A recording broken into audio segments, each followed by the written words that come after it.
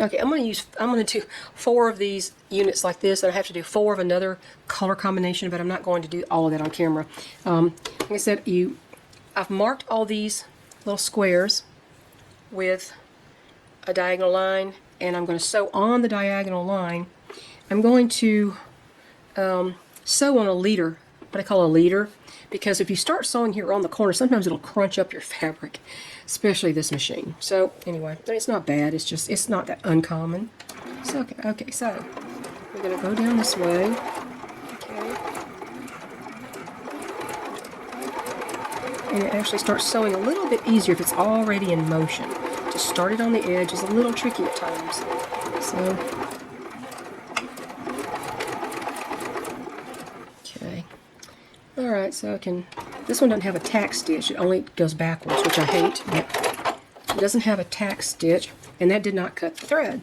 And also the thread cutter doesn't always work completely. It'll cut one but not the other, which is bizarre, but that's the way it is. Take this leader off of there. Now, this is what you're going to find. You're going to cut this excess off. You're going to first make sure you're cutting the right side. So you're going to fold that back. Make sure you're going to cut the right part off, and you're going to cut off this excess here. I don't think we have enough light here to see. I just don't think we do. This is really not doing well. Okay, see if that's better. All right, so we're going to cut off the excess here. Okay, I'm going to cut off this excess. I'm going to cut this off right here. Okay, and you just toss that away. I don't keep those.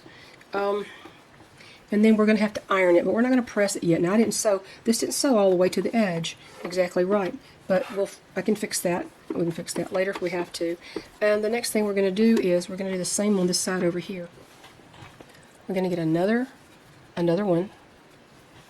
Okay, I need to back this off. This backs off as far as it'll go. Okay, let me see if I can, like that. Maybe that's better. Look down on it a little bit better. Maybe that'll work better. Okay, so the next thing I need to do is do the same thing over here and make sure you place it and make sure it's going to fold. Now see, see if you do it like that, you see what happens? That's not what we want. So we're going to go like this. We're going to turn it with this goes this. I can't speak. I swear, I don't know what's going on. This line here goes right up to this point here. So when you pull it back, you've got a flying geese unit. This is a flying geese unit right here.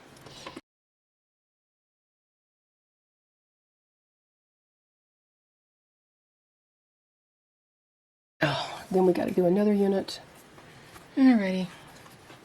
Okay, orange. We have to do 4 of these units. So, okay. We'll have to go here.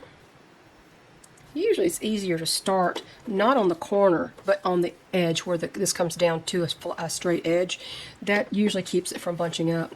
I tend to forget that and do it the other way, and then go, why is it being so bunchy? And then I realize, well, you're not doing it the right way. It's easier this way. You're not doing it the easy way. You can do it the other way, but you have to have a leader thing to keep it in the right place. Actually, what I need to do, probably, one thing you can do is pin your, just put a pin in there, okay, to keep it from shifting until you get down near that edge, and then it'll work better, okay? Okay, so I'm not even back stitching or anything on this. I'm just not. I can set the machine. Let me set the machine where it'll back stitch with the next one, okay?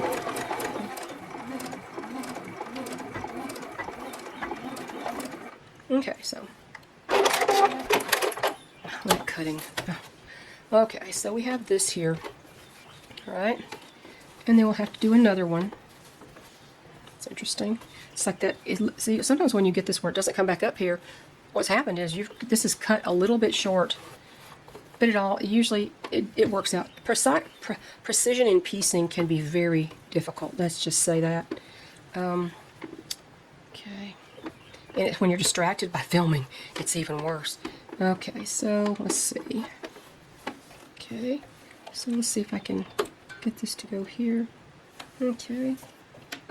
Okay, I'm gonna hit the button that's going to back stitch it for me.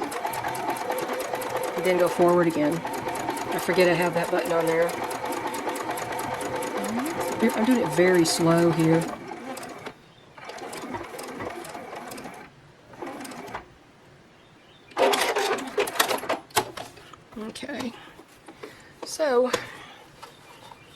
This has to be ironed, of course. It'll have to be ironed. And there we go. So I just have to make 4 of these, and I'll switch colors. I'm trying to finish my flying geese units, and I tell you what, I had forgotten some of the particulars about making these. If you don't have this piece, oh, stop now. If you don't have this piece on the top, well, on this line, if it's back off this line, this direction, this thing is not gonna be right. It's not gonna sit right. So just go slow and stay on your line or on this side of the line, one or the other. Well, that's hard to. I better not say that because that's hard to explain.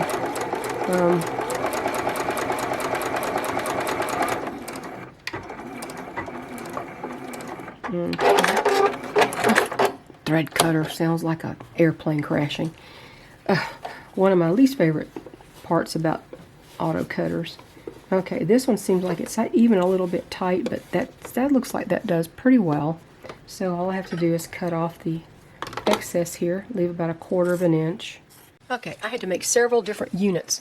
You had to make these with a square on the right only, a couple of those, and square on the left only, and you had to do the longer ones like that also. So I did all those, I put those aside. Now what I'm doing, and I know this is not a detailed instruction on how to do this, okay? Now I'm going to make the center square, which is, I don't know if you can see this. I don't know if you can see that. This one right here is going to have to cut the corners off, so we're going to do this one. Okay, so I'm going to get, I'm about to run out of thread here on my bobbin. I'm going to have to do something with that.